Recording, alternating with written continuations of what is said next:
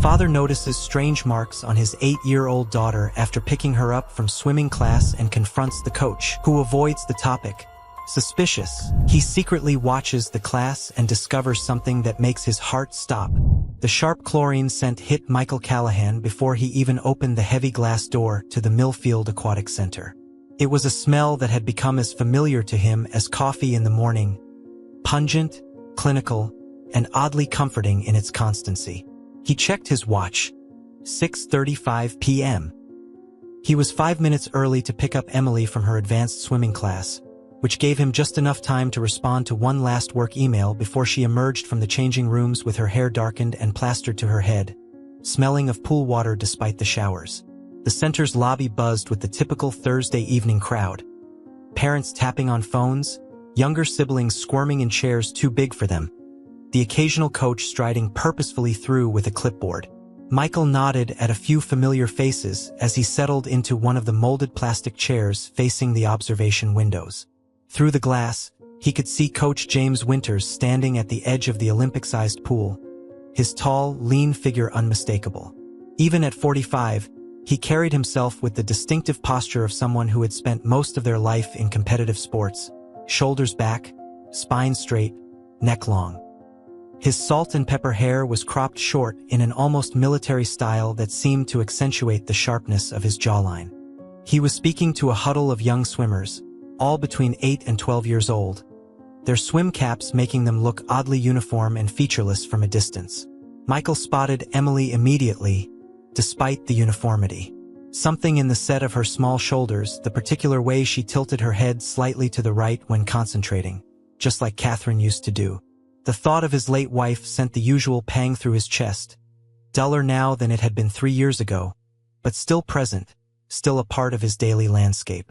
His phone buzzed with an email notification from his most demanding client, Stan Peters, wanting last-minute changes to the commercial complex plans. Michael sighed, knowing that his evening would now include several hours of revisions after Emily went to bed.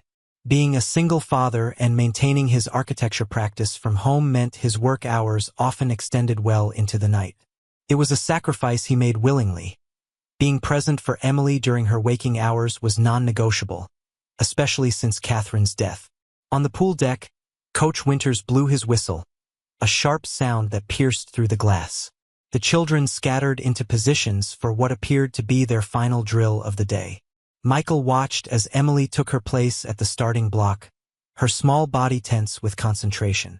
Even from this distance, he could see the determination in her posture, that same fierce focus Catherine had possessed. "She's got real potential, your girl," came a voice beside him. Michael turned to see Linda Harrington, mother of Emily's occasional playmate Zoe, sitting down next to him. Her eyes were fixed on the pool where the children were now diving in one by one at Coach Winters' command.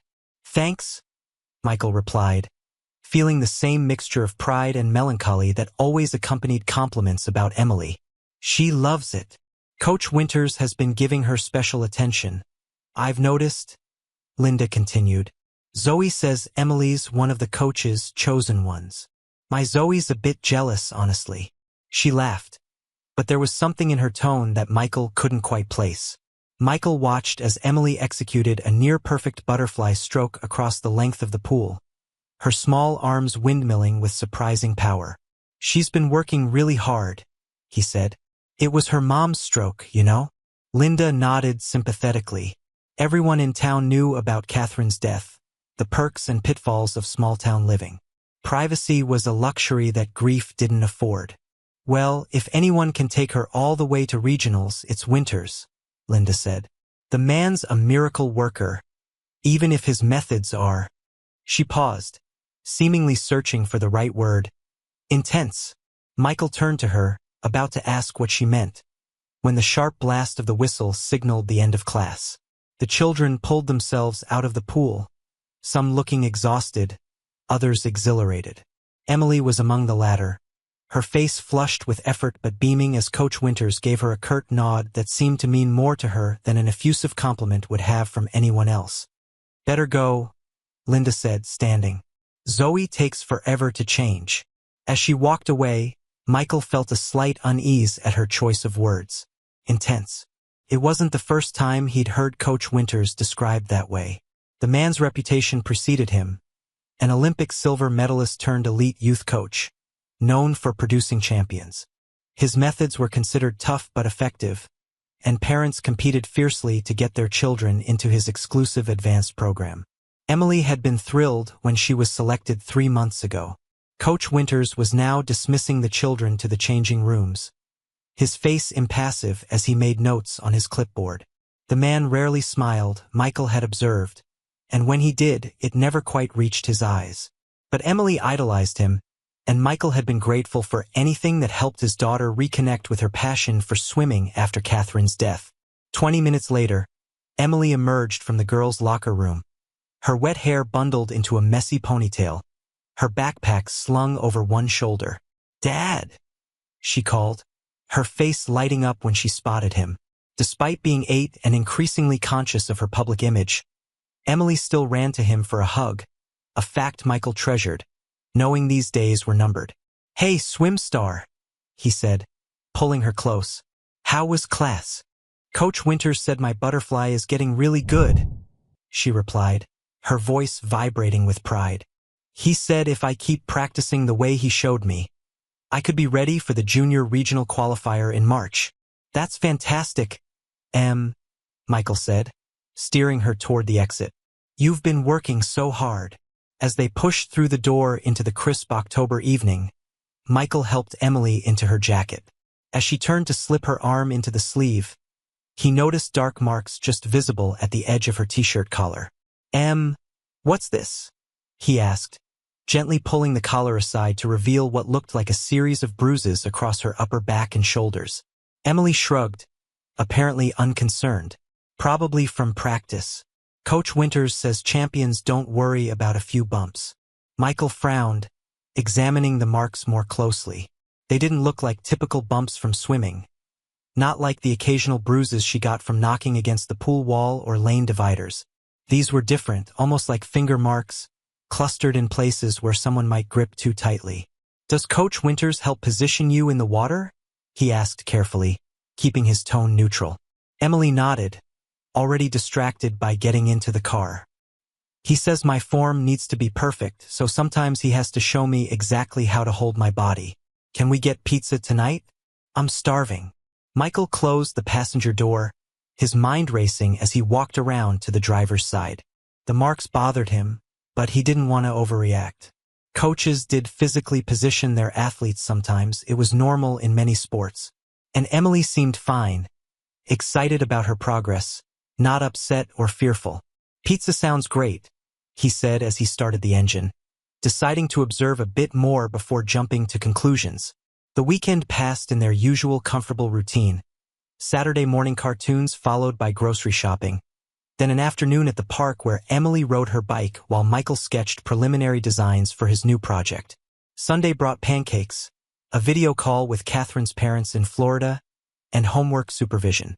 By Monday morning, the bruises on Emily's shoulders had faded to a dull yellow, and Michael had pushed his concerns to the back of his mind, chalking it up to his tendency toward overprotectiveness since Catherine's diagnosis. When he picked Emily up from school that afternoon, she was quieter than usual. "Everything okay, Em?" he asked as they drove toward home. She nodded, looking out the window. "Just tired. Long day." Michael probed gently. Excited for swimming tomorrow?" There was a pause, so brief that Michael almost missed it. "Yeah," she said, her voice lacking its usual enthusiasm. Michael glanced at her in the rearview mirror. "You know, if you ever wanted to take a break from swimming, that would be okay." Emily's head snapped up, her eyes suddenly wide. "I don't want to stop swimming." "Why would you say that?" "I'm not saying you should stop," Michael clarified quickly, surprised by her reaction. "I just meant that if you ever need a break, or if you're too tired, it's okay to skip a class sometimes." "Coach Winters says champions don't take breaks," Emily replied, her voice suddenly small. "He says that's why Mom was so good, because she never gave up, even when it was hard." Michael's hands tightened on the steering wheel. "Coach Winters talks about your mom?" Emily nodded. He said he remembers watching her compete when he was still swimming himself. He said I swim just like her, and that I could be even better than she was if I work hard enough. Something cold settled in Michael's stomach. He knew that Coach Winters and Catherine had been contemporaries in competitive swimming. It was part of why Emily had been so excited to train with him. But the idea of him using Catherine's memory as motivation with Emily felt uncomfortable. Well, Michael said carefully, your mom was an amazing swimmer, but she also knew when to rest. She wouldn't want you to push yourself too hard.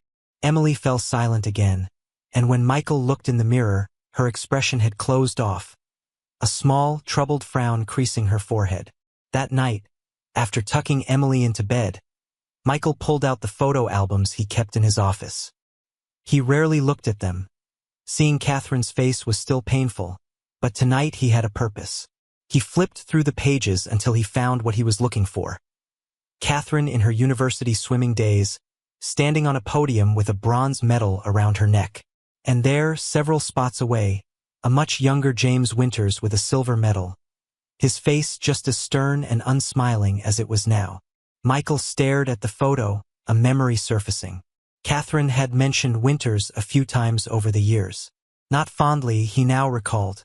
She'd referred to him as that machine and the drill sergeant. How had he forgotten that? And why hadn't he remembered this before Emily started in Winters' program? The next day, Michael made a point of arriving early for Emily's swimming class. The observation deck was mostly empty, with just a couple of parents scrolling through their phones. Michael took a seat close to the glass, determined to watch the entire session. Coach Winters ran the class with military precision. His voice rarely rose above conversational level, but his commands carried a weight that had the children jumping to attention. They moved through drills with an intensity that seemed unusual for children so young. There was none of the laughter or playfulness Michael might have expected. Instead, there was a palpable tension in the air, a seriousness that felt oppressive. Michael watched as Coach Winters stopped the group to single out a boy who was lagging behind in a drill. The coach's words weren't audible through the glass, but his body language and the boy's crumpling expression told the story clearly enough. The other children averted their eyes, their faces showing relief that they weren't the targets this time. When it was Emily's turn to demonstrate a drill, she executed it with rigid precision, her face a mask of concentration. Winters observed her with his clipboard, making notes, his expression revealing nothing. When she finished, he merely nodded and called up the next child. Emily's shoulders slumped almost imperceptibly before she pulled them back into perfect posture and rejoined the group. After class, Michael made his way down to the pool deck, catching Coach Winters before he disappeared into his office. Coach Winters? Michael Callahan, Emily's dad. Do you have a moment? Winters turned, his face showing a flicker of recognition before settling into professional neutrality. Up close, his eyes were startlingly pale blue, observant and calculating. Mr. Callahan, what can I do for you? His voice was clipped, efficient. I've noticed some bruising on Emily's shoulders and back. I wanted to ask about that. Winters' expression didn't change. Competitive swimming is a physically demanding sport, Mr. Callahan. Minor bruising is common, especially in children learning advanced techniques. Emily's form requires significant correction, which sometimes means physically positioning her body correctly in the water. I understand that, Michael said, keeping his voice level. But these don't look like accidental bumps. They look like grip marks. Something flickered in Winters' eyes, irritation, perhaps. Mr. Callahan, I've been coaching elite swimmers for 20 years. My methods are proven. Emily has exceptional potential, just like her mother did, but she needs proper guidance to reach it. You knew my wife? Michael asked, though he already knew the answer. We competed in some of the same events. Catherine was talented but undisciplined. She could have gone much further with the right coaching. Winters' tone was matter-of-fact, as if discussing the weather rather than Michael's deceased wife. Michael felt a flare of anger but suppressed it. Emily mentioned you talk about her mother during training.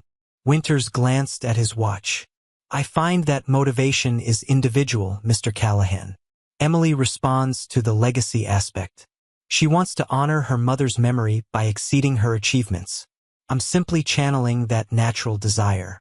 She's 8 years old, Michael said quietly. The foundation for Olympic success is laid early, Mr. Callahan. If you're concerned about my methods, perhaps Emily would be better suited to one of our recreational programs. Winter's tone made it clear what he thought of that option. Before Michael could respond, another parent approached, eager to speak with the coach. Winters gave Michael a curt nod and turned away, effectively ending the conversation. As Michael walked back to the lobby to wait for Emily, a woman approached him. Early 30s, with dark hair pulled back in a ponytail and the lean build of a swimmer. "Mr. Callahan?" she asked, her voice low. "I'm Lisa Harmon, one of the assistant coaches here. I couldn't help overhearing some of your conversation with Coach Winters." She glanced around, as if checking whether anyone was watching them. "If you have concerns about your daughter, I'd be happy to talk with you. Not here, though." She slipped him a business card before walking away, leaving Michael staring after her with a growing sense of unease. When Emily emerged from the changing room, she seemed subdued, her usual post-swimming excitement noticeably absent. "Everything okay, Em?" he asked as they walked to the car. She nodded but didn't meet his eyes. "I'm just tired. Did you have fun today?" Another pause. "Swimming isn't supposed to be fun, Dad. It's about excellence." Michael stopped walking, startled by her response. The words didn't sound like Emily's. They sounded rehearsed. Adult. "Who told you that?" "Coach Winters," she replied, as if it were obvious. "He says that's why most people never become champions, because they want swimming to be fun instead of focusing on being the best." Michael knelt down to Emily's level in the parking lot. "Hey, look at me for a second." He waited until her eyes met his. "Swimming can be about both, about enjoying what you do and getting better at it. That's how your mom approached it." Emily's eyes filled with sudden tears. "But Coach Winters said Mom could have been an Olympian if she'd been more serious about training. He said I have the chance to do what she couldn't." Michael felt as if he'd been struck. The manipulation was so obvious now, Winters using Catherine's memory and Emily's grief to push his agenda. "Your mom made her choices because they made her happy, Em.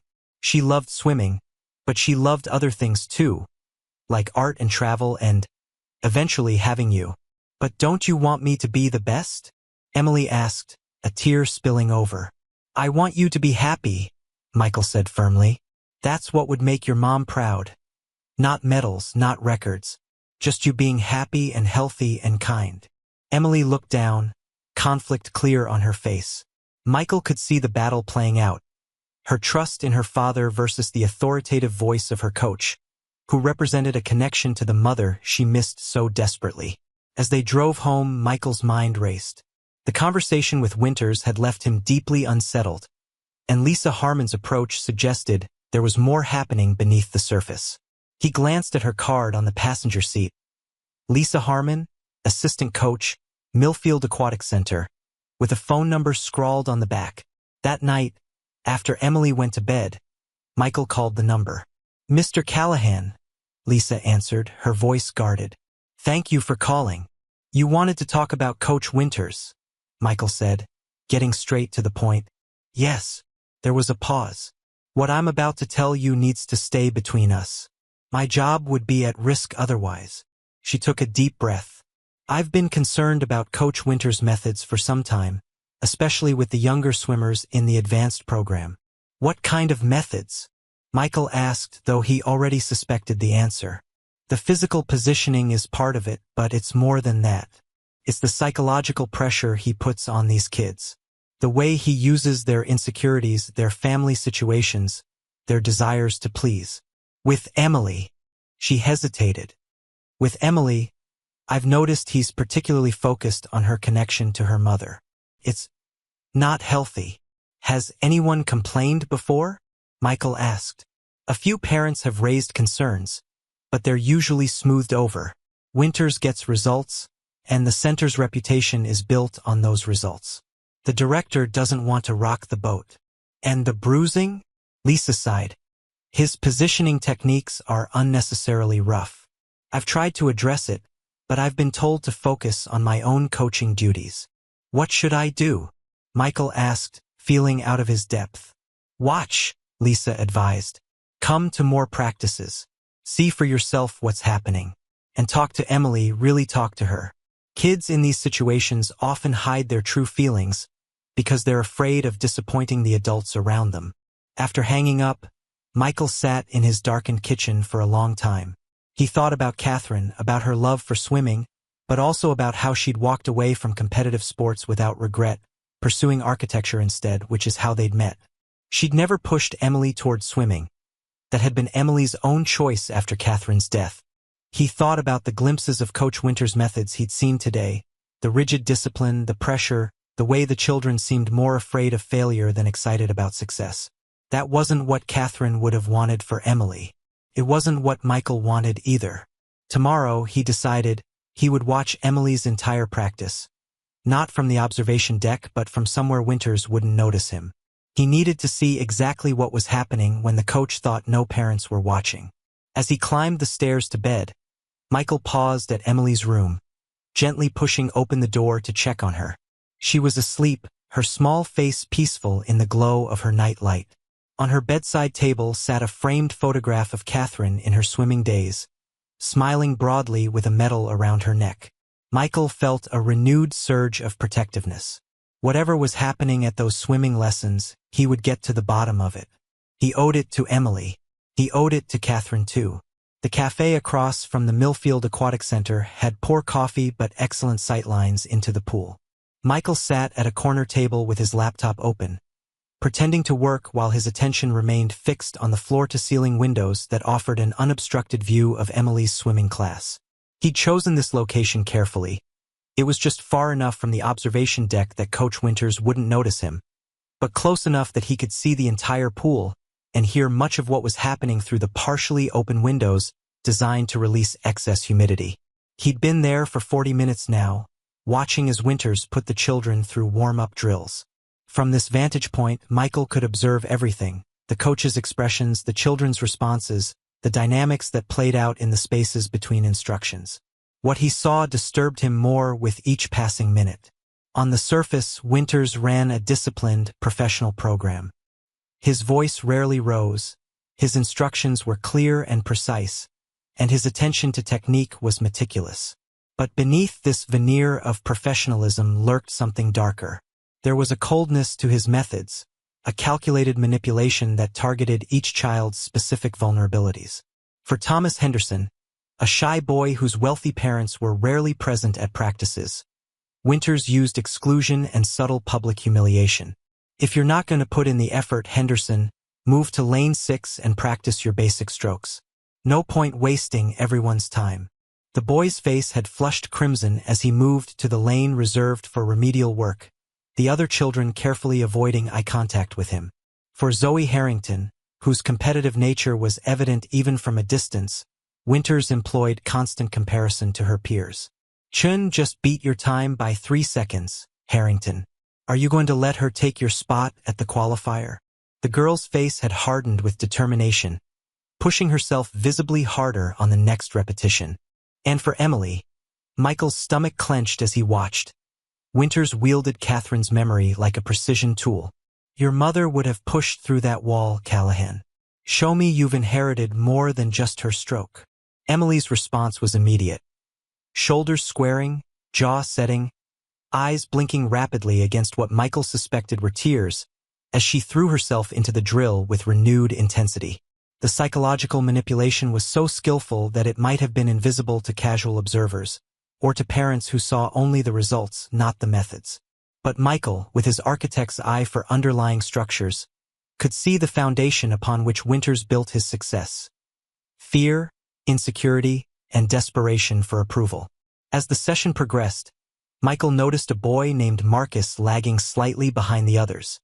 He was a thin child with rich brown skin and closely cropped hair, perhaps a year older than Emily. Marcus was clearly struggling with a butterfly drill, his breathing becoming increasingly labored, his form deteriorating with each lap. Richardson, Winters' voice cut through the ambient noise of splashing water. What do you call that? Because it's certainly not butterfly. The boy stopped at the edge of the pool, gasping for breath. Sorry, coach. I can't seem to catch my breath today. Winter's face darkened. Excuses are for recreational swimmers. Are you a recreational swimmer, Richardson? No, coach, the boy responded, still struggling to normalize his breathing. Then get back to work. For more laps of butterfly, perfect form. Michael watched as Marcus pushed off from the wall, his movements increasingly desperate as he fought to maintain the demanding stroke while clearly struggling for air. On his second lap, he faltered, his head dipping below the surface for a moment before he recovered. Instead of showing concern, Winter's expression hardened. He walked alongside the pool, pace matching the struggling boy. This is pathetic, Richardson. Your father's driving an hour each way for this? For what? To watch you give up. Marcus reached the far wall, turning to begin his third lap. His face was contorted with effort, his breathing audibly ragged even from Michael's position. Several of the other children had stopped their own drills to watch, their faces showing the concern that their coach lacked. I can't, Marcus gasped as he reached the halfway point, his stroke breaking down entirely. What happened next sent ice through Michael's veins. Instead of throwing the boy a kickboard or reaching out with the rescue pole that stood nearby, Coach Winters knelt down at the edge of the pool and placed his hand firmly on the back of Marcus's head as the boy reached for the side. You don't stop until I say stop, Winters said, his voice low but carrying across the water. You push through the wall, Richardson. Champions don't give up because breathing gets hard. With horrifying deliberation, Winters pushed Marcus's head under the water. For one eternal second, Michael couldn't process what he was seeing. Then reality crashed in, and he was on his feet, laptop forgotten, coffee spilling across the table as he bolted for the cafe door. By the time he reached the pool deck, bursting through the emergency exit, Marcus had resurfaced, choking and sputtering, with Lisa Harmon supporting him at the edge of the pool. Her face was a mask of barely controlled fury as she helped the boy out of the water. What the hell do you think you're doing? Michael shouted, his voice echoing in the suddenly silent pool area.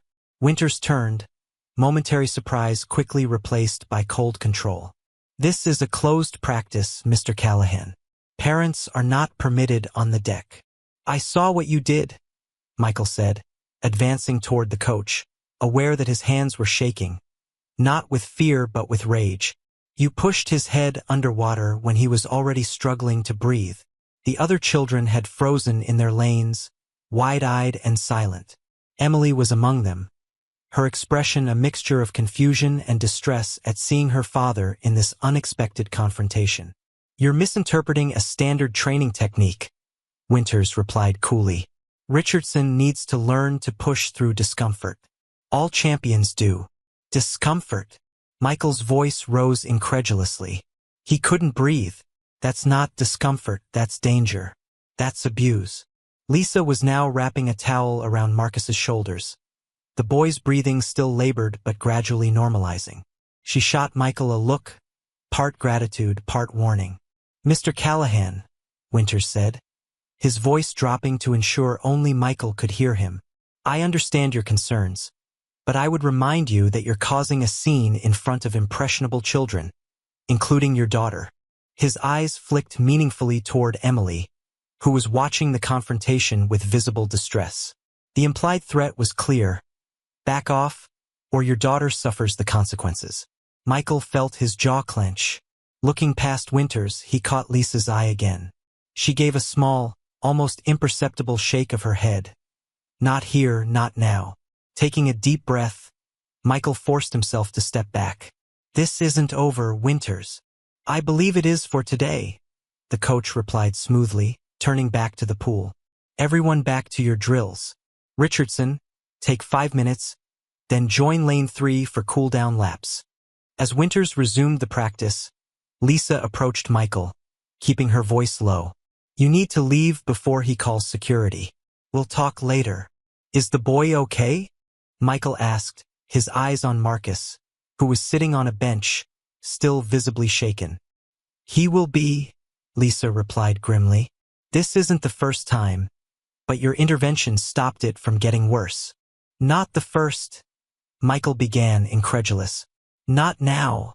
Lisa cut him off. Go. I'll call you. With a last look at Emily, who gave him a small, confused wave from her lane, Michael reluctantly left the pool deck.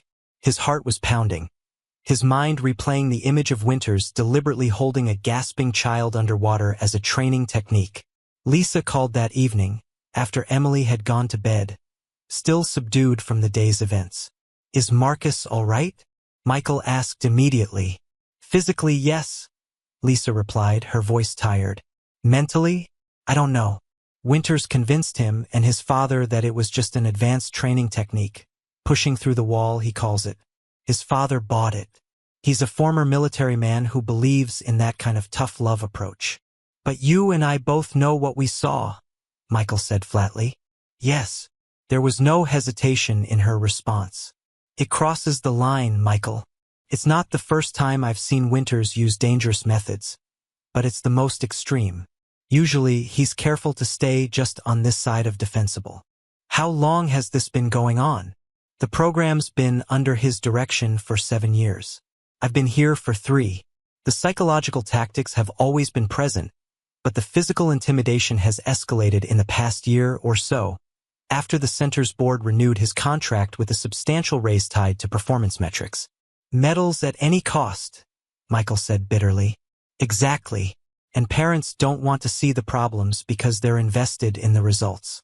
Having a child in Winters' elite program is a status symbol in this town. We need to report him, Michael said firmly. What he did today was dangerous, possibly criminal. Lisa's sigh carried through the phone. We can try, but you need to be prepared for resistance. The center's director, Gregory Phillips, is the mayor's brother-in-law. He's personally invested in the program's reputation.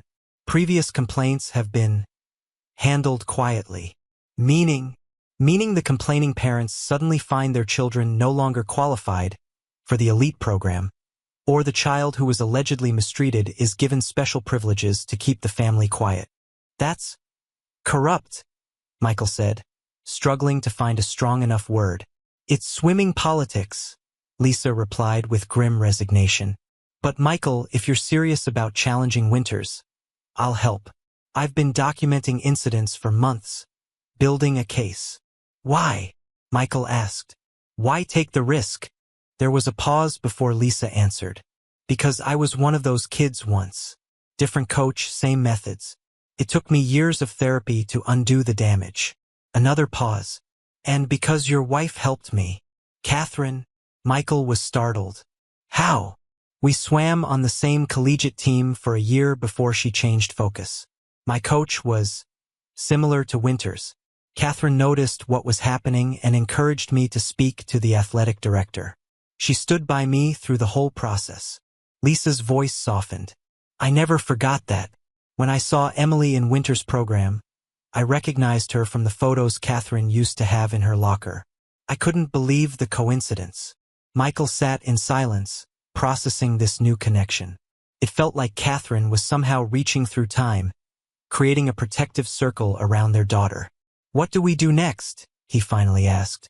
Document everything, Lisa advised. Keep coming to practices, but be less obvious. Make notes of specific incidents. Record if you can, though be discreet, the center has policies against it. Talk to Emily too, gently. See if she'll open up about what happens when parents aren't watching. And what about the other children? Marcus. I'll keep an eye on them, Lisa promised. And I'll try to mitigate when I can. Winters mostly ignores my input, but he does occasionally listen when I suggest modifications to his plans. After ending the call, Michael sat in his darkened kitchen, trying to organize his thoughts. The confrontation at the pool kept replaying in his mind. The deliberate way Winters had pushed Marcus underwater, the calculated cruelty of waiting until the boy was already struggling to breathe. It wasn't impulsive. It was methodical. The realization chilled him more than any show of hot-tempered violence would have. The next morning at breakfast, Emily was unusually quiet, picking at her cereal rather than eating it. Everything okay, Em? Michael asked gently. She nodded without looking up. You know you can talk to me about anything, right? Including swimming. Including Coach Winters. Emily's spoon stopped moving. Are you going to make me quit the team? Her voice was small, vulnerable in a way that made Michael's heart ache. No, honey, not if you don't want to, he reassured her. But I need to know if you're happy there. If Coach Winters is treating you well. He's making me a better swimmer, she replied, sidestepping the question. That's not what I asked, Em. She finally looked up, her eyes troubled. He's harder on the kids he thinks can be champions. That's why he pushes us more. Pushes how? Michael asked, keeping his tone conversational. Emily shrugged, returning to her cereal. Just makes us work harder. Do more laps. Corrects our form more. Has he ever? Michael chose his words carefully. Has he ever done anything that scared you? Or that hurt you? Swimming is supposed to be hard, Dad, she said, repeating the phrase that Michael had come to recognize as Winters' doctrine. If it doesn't hurt sometimes, you're not trying hard enough. The echo of Winters' voice in his 8-year-old daughter's words made Michael's skin crawl. There's a difference between the good kind of hard work and something that's not right, Emily. Like what happened with Marcus yesterday. Emily's face clouded. Coach says Marcus needs to build mental toughness. That he gives up too easily when his breathing gets hard. Do you think what Coach did was okay? Pushing Marcus's head underwater when he was already having trouble breathing. For a moment, doubt flickered across Emily's face. Then she visibly rallied. Coach knows what he's doing. He was an Olympian. Being good at something doesn't mean you're always right about how to teach it, Michael said gently. And being a coach doesn't mean you can do things that hurt people, even if you say it's for their own good. Emily's lower lip trembled slightly. But I want to be as good as Mom was. Your mom would never want you to be hurt or scared as the price of being a good swimmer, Michael said firmly. She swam because she loved it, because it made her happy. Coach Winters says Mom could have been an Olympian if she hadn't quit. Michael felt a surge of anger at Winters for using Catherine's memory this way. Your mom didn't quit, Emily. She chose a different path. She could have kept competing, but she decided to become an architect instead because that made her happy. And it was her choice to make, not anyone else's. Emily fell silent again, but Michael could see the conflict playing out across her expressive face. Winters had positioned himself as the authority on Catherine's swimming legacy, and Emily, desperate for any connection to the mother she missed, had been vulnerable to that manipulation. Over the next 2 weeks, Michael became a regular presence at Emily's practices, sometimes on the observation deck, sometimes in the cafe across the street. He kept meticulous notes of everything he witnessed. The psychological tactics, the physical corrections that crossed into roughness, the ways Winters pitted children against each other and exploited their individual vulnerabilities. Lisa provided context for what he observed, as well as information about incidents he missed. The picture that emerged was deeply troubling. A systematic approach to breaking children down and rebuilding them as competition machines, with little regard for their emotional or sometimes even physical well-being. Most disturbing was what Michael learned about Winters' selective use of Catherine's memory. The coach had apparently done his research, dropping specific details about Catherine's swimming career that gave his words an air of intimate knowledge, creating a powerful hold over Emily. He told her that her mother used to keep swimming even when she coughed up blood during practices. Michael told Lisa during one of their now regular phone conferences. That's not true. Catherine never pushed herself to that extreme. It's a common tactic, Lisa explained. He researches each kid's background and finds leverage points. For kids with involved parents, he uses their desire for approval. For kids with absent parents, he becomes the authority figure they crave. For Emily, he uses her grief, Michael finished, the words bitter in his mouth, and her desire to connect with her mother. Lisa added gently, it's particularly effective because Emily was so young when Catherine died. She's trying to build a picture of who her mother was, and Winters is exploiting that. The hardest part for Michael was watching Emily's transformation over these weeks. The joy she had once found in swimming was being systematically replaced by an anxious perfectionism. She obsessed over minor flaws in her technique, became frustrated to the point of tears when she couldn't master something immediately, and pushed herself to exhaustion during practices. At home, she was often withdrawn, her usual bubbly personality subdued. She spent hours studying swimming videos online and practicing her arm movements in front of the mirror. When Michael suggested a movie night or a trip to the park, activities she had always loved, she declined, saying she needed to rest for training or complete the mental visualization exercises Winters had assigned. The turning point came one evening when Michael found her crying in her room, staring at Catherine's photograph. He said softly, sitting beside her on the bed. "What's going on, sweetheart?" "I'm not good enough," she sobbed. "I'm never going to be as good as Mom was." "That's not true, Emily," Michael said, pulling her into a hug. "You're an amazing swimmer. Coach Winters says I'm not progressing fast enough." She hiccuped against his shoulder. "He says I don't have the right mental attitude. Her voice dropped to a whisper, "that I'm disappointing Mom's legacy." Something broke inside Michael at those words, the final thread of restraint he'd been clinging to. "Emily, look at me," he said, gently lifting her chin. "Coach Winters did not know your mother the way I did. Your mom would be incredibly proud of you, not because of how fast you swim, but because of who you are. Your kindness, your creativity, your big heart. Those were the things she valued most." Emily blinked up at him, tears still streaming down her face. "Really? Really?" Michael confirmed. "And something else your mom believed in strongly was that sports, including swimming, should bring joy. The minute it stops making you happy, the minute it becomes something that makes you cry alone in your room, that's when you need to step back and ask why you're doing it. But if I quit swimming, I'll disappoint everyone. Coach Winters says quitters never achieve greatness. There's a big difference between quitting because something is hard and removing yourself from a situation that's harmful," Michael explained. "Being brave sometimes means walking away from something that's hurting you, even if other people don't understand." Emily leaned against him, her small body slowly relaxing as her tears subsided. "Dad, I don't think I like swimming with Coach Winters anymore, but I'm scared to tell him." "You don't have to tell him anything," Michael assured her. "That's my job as your dad, to protect you from people who make you feel this way, even if they're in positions of authority." That night, after Emily had finally fallen asleep, Michael called Lisa. "I'm pulling Emily from Winter's program," he said without preamble. "After what I saw today, I can't let this continue." "I understand," Lisa replied. "But Michael, what about the other children? Marcus, Thomas? All the others who don't have parents willing or able to see what's happening?" The question hit Michael like a physical blow. He had been so focused on protecting Emily that he hadn't fully confronted the broader implications. Walking away would protect his daughter, but it would do nothing for the other children caught in Winter's web. "What are you suggesting?" he asked, though he already knew.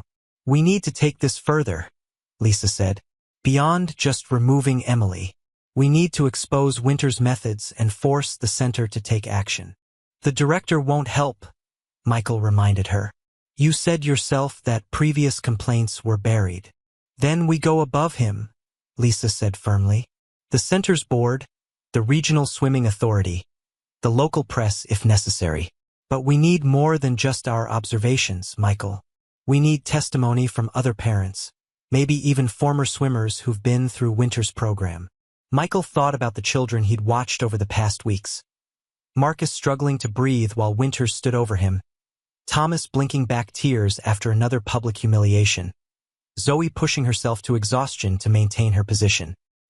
He thought about Emily's tear-streaked face as she internalized the message that she was somehow failing her mother's memory.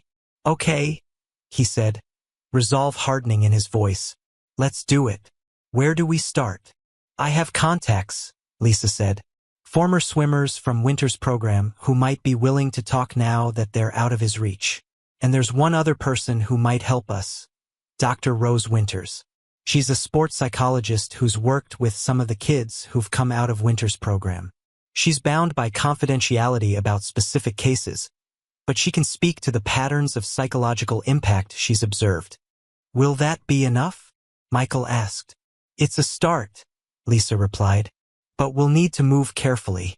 Winters has powerful supporters in this town, and he won't go down without a fight. I'm not afraid of a fight, Michael said grimly, thinking of Emily's tears, of Marcus gasping for breath. Not when it comes to protecting these kids. The next day, Michael kept Emily home from school, claiming she had a mild fever. In reality, he wanted time to talk with her, to help her process what was happening without the immediate pressure of facing another training session. They sat at the kitchen table with hot chocolate, a rare weekday treat that brought a small smile to Emily's face. I want to talk about what happens next with swimming, Michael began gently. She wrapped her hands around her mug, not meeting his eyes. You said I don't have to go back to Coach Winters. That's right, but I'm thinking about something bigger than just you changing coaches. I'm thinking about helping all the kids in that program. Emily looked up, curiosity replacing some of the worry in her expression. How? By telling people what Coach Winters is doing, how he treats you and the other children. How he uses things like your mom's memory to push you too hard. How he did that dangerous thing to Marcus in the pool. Emily's face clouded. But won't everyone be mad? Coach Winters says the team is like a family, and we don't tell outsiders about our training methods. Michael's heart sank at this further evidence of Winters' manipulation, the classic abuser's tactic of enforcing secrecy. Emily, real families don't hurt each other or make each other cry. Real coaches don't push children's heads underwater when they're already struggling to breathe. He could see her wrestling with these conflicting messages. Would I have to talk to people about it? She asked finally, her voice small. Only if you wanted to, Michael assured her. And I would be with you the whole time. Emily was quiet for a long moment, tracing the rim of her mug with one finger. Dad, do you think Coach Winters is a bad person? The question caught Michael off guard. I think, he began carefully, I think Coach Winters cares more about winning than about the well-being of the children he coaches. I think he's forgotten that his job is to help you grow and learn, not just to produce champions at any cost. He makes Marcus cry in the locker room, Emily said suddenly, the words rushing out as if she'd been holding them back for a long time. He waits until he thinks we're all gone. But I was tying my shoes behind the bench one day and I heard him. Coach was telling Marcus that he was letting everyone down, that he was wasting his father's money and time. He said, she faltered, then continued in a whisper. He said Marcus was an embarrassment and should consider quitting if he couldn't handle the pressure. Michael felt cold anger settle in his stomach at this new information. Thank you for telling me that, Emily. That was very brave. There's more, she continued, now that the dam had broken. He tells Zoe that her mother loves her brother more because he wins more medals in track. He tells Thomas that rich kids never become champions because they're too soft. And he told me, her voice cracked, he told me that my mom would be ashamed of how easily I give up when things get hard. Michael moved around the table and knelt beside her chair, pulling her into a fierce hug. Your mom would never, ever be ashamed of you, Emily. Never. She would be so proud of the strong, brave girl you are. Especially right now, telling the truth even though it's scary. Emily buried her face against his shoulder. I want to help the other kids, Dad. I don't want Marcus to cry anymore, or Zoe to think her mom doesn't love her. Then we'll help them, Michael promised, his resolve solidifying. Together. The next 2 days were a whirlwind of activity. Michael formally withdrew Emily from Winters' program, citing philosophical differences rather than making specific accusations. A strategic decision to avoid alerting Winters to their larger plan. The coach had accepted the withdrawal with cold indifference, merely noting that Emily's spot would be filled from the waiting list immediately. Lisa arranged a meeting with Dr. Rose Winters, the sports psychologist she had mentioned. The woman turned out to be in her early 50s, with a calm demeanor and shrewd eyes that missed nothing. After hearing Michael and Lisa's concerns, she offered limited but valuable input. While I cannot discuss specific patients, Dr. Winters said carefully, I can tell you that I've treated multiple former swimmers from Coach Winter's program for issues including performance anxiety, depression, and what I would characterize as coaching-induced trauma. The patterns are consistent and concerning. Would you be willing to put that in writing? Michael asked. Or speak to the center's board if necessary? Dr. Winters nodded. I've been concerned about that program for years. I would welcome the opportunity to address it formally. Through Lisa's contacts, Michael also connected with 3 former swimmers from Winter's program who were now in college. Their stories were disturbingly similar to what Emily and the other current students were experiencing. Psychological manipulation, physical training that crossed into dangerous territory, and lasting impacts on their relationship with the sport and their own self-worth. Megan, now a sophomore at Boston University, had been in Winter's program for 4 years. He convinced me that my worth as a person was tied to my times in the pool, she explained during a video call. I developed an eating disorder trying to get leaner and faster. It took 2 years of therapy to start recovering, and I haven't been able to swim since I left his program. Just the smell of chlorine gives me panic attacks now. Jason, a freshman at MIT, had been one of Winter's star pupils. On the surface, I was a success story, state champion, swimming scholarship. But inside, I was falling apart. Winters isolated me from my peers, convinced me that friendship was a distraction from greatness. By the time I graduated high school, I had medals but no friends, and no sense of who I was outside of swimming. The 3rd former swimmer, Alicia, had the most disturbing story. Winters knew I had asthma, but he would deliberately hold practice in the old pool when the ventilation system was acting up. He said it would build my lung capacity. During one practice my sophomore year, I had a severe asthma attack. Instead of letting me use my inhaler immediately, he made me finish the set. Said I was just panicking and needed to push through it. I ended up in the ER. My parents tried to report him, but somehow the center's investigation concluded it was my fault for not disclosing the severity of my condition, which was completely untrue. My medical forms listed everything. By the end of the 2nd day, Michael and Lisa had compiled a substantial dossier. Testimonies from former swimmers, Dr. Winters' professional assessment, Michael's detailed notes from his observations, and Lisa's documentation from her time as assistant coach. Emily had also provided a written statement about what she had witnessed and experienced, her childish handwriting giving her account a heartbreaking authenticity. What now? Michael asked Lisa after they had organized all the materials. Now we go to the board, she replied. They meet next Tuesday evening. We request a special hearing and present our findings. Will they listen? They'll have to, Lisa said grimly. This is too comprehensive to ignore, and if they try, we have other options. The Regional Swimming Authority would be very interested in this information, as would the local press. What about Winters? Should we be concerned about his reaction? Lisa's expression turned serious. Yes, he won't take this lying down, Michael. Be prepared for him to fight back, to discredit you, to suggest you're overreacting or have some personal vendetta. He might even try to use Emily as leverage somehow. Michael's protective instincts flared. He needs to stay away from my daughter. Just be vigilant, Lisa advised. And make sure Emily knows she can come to you about anything. Any contact, any messages from Winters or his supporters.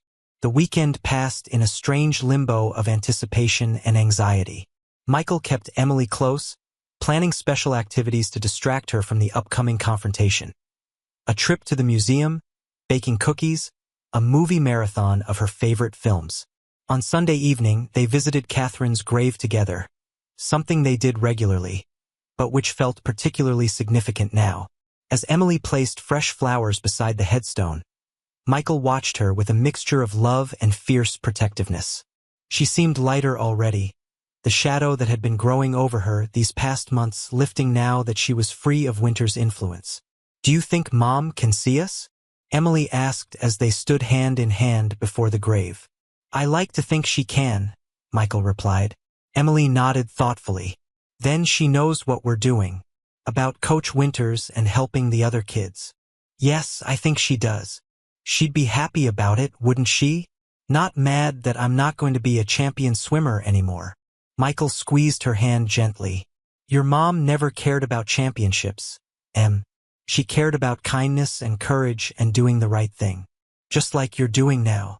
Emily leaned against him, a small warm presence at his side. I miss her. Me too, sweetheart. Every day. As they walked back to the car, Emily looked up at him. Dad? I think I still want to swim. Just differently. With a coach who doesn't make it scary. We can find that, Michael promised. Swimming should bring you joy, not fear. On Monday afternoon, as Michael was finalizing their presentation for the board meeting, his phone rang with an unknown number. Mr. Callahan? The voice was vaguely familiar but not immediately identifiable. Yes, who's this? Greg Phillips. I'm the director at Millfield Aquatic Center. Michael's guard went up immediately. Yes, Mr. Phillips. What can I do for you? I understand you and Ms. Harmon have requested a hearing with our board tomorrow evening. That's correct. There was a pause. Then Phillips continued, his tone carefully modulated. I was hoping we might discuss this matter privately first. Perhaps over coffee? I'd like to understand your concerns before we involve the entire board. The invitation was so transparently an attempt to head off the public hearing that Michael almost laughed. I appreciate the offer, Mr. Phillips, but I believe our concerns warrant the board's full attention. Mr. Callahan, Phillips's voice took on an edge. I'm trying to offer you a reasonable alternative here. Board hearings can be adversarial, messy. It would be better for everyone, including your daughter, if we could resolve this quietly. By quietly, you mean without accountability? Michael countered. Without addressing the systematic psychological abuse and dangerous training methods in your elite program? Phillips sighed audibly. Strong accusations require strong evidence, Mr. Callahan. I'm concerned that what you perceive as abuse may simply be misinterpreted coaching techniques. Coach Winters has an exemplary record of producing medals, yes, Michael interrupted. At what cost to the children in his program is the question the board needs to address. I see you've made up your mind, Phillips said coolly. Just remember that these kinds of accusations can have far-reaching consequences. For the center, for Coach Winters, and potentially for those making the accusations as well. The implied threat hung in the air between them. Are you suggesting there would be retaliation against Lisa Harmon or myself for bringing legitimate concerns to the board? Michael asked, his voice deadly calm. Not at all, Phillips backpedaled quickly. I'm simply pointing out that this is a small community. Reputations matter. Once certain bells are rung, they can't be unrung. I'm willing to take that risk for the sake of the children in that program, Michael said firmly. We'll see you tomorrow evening, Mr. Phillips. After ending the call, Michael immediately phoned Lisa to warn her about the conversation. It's not surprising, she said when he'd finished recounting the exchange. Phillips has been covering for Winters for years. They were teammates back in their competitive days, and Phillips has built the center's reputation on Winters' success. He implied there could be consequences for us if we go forward. Standard intimidation tactics, Lisa replied, though Michael detected a note of concern in her voice. But it means we're on the right track. They're worried. That night, as Michael tucked Emily into bed, she caught his hand. Dad, I'm scared about tomorrow. It's okay to be scared, he assured her. I'm a little scared too, but we're doing the right thing and we're doing it together. She nodded, her eyes serious in her small face. For Marcus and Zoe and Thomas. And for me. That's right, Michael said, smoothing her hair back from her forehead. For all of you. As he turned out her light, Emily's voice came softly through the darkness. Dad, I think Mom would be really proud of you. Michael swallowed against the sudden tightness in his throat. I think she would too, Em. Good night, sweetheart. Good night, Dad. As Michael closed Emily's door, he leaned his forehead against the wall for a moment, overcome by the weight of what lay ahead. Tomorrow would change everything, not just for Emily, but potentially for all the children in Winter's program. The responsibility felt enormous, but so did the necessity of action. With renewed determination, He returned to his office to make the final preparations for the board hearing. The Millfield Aquatic Center's boardroom was austere and impersonal, with underwater photographs of past champions lining the walls. Michael and Lisa arrived early, setting up their materials at one end of the long table while the 7 board members filtered in, their expressions ranging from curious to guarded. Gregory Phillips entered last, his face a mask of professional neutrality, followed by Coach Winters, whose cold eyes fixed immediately on Michael.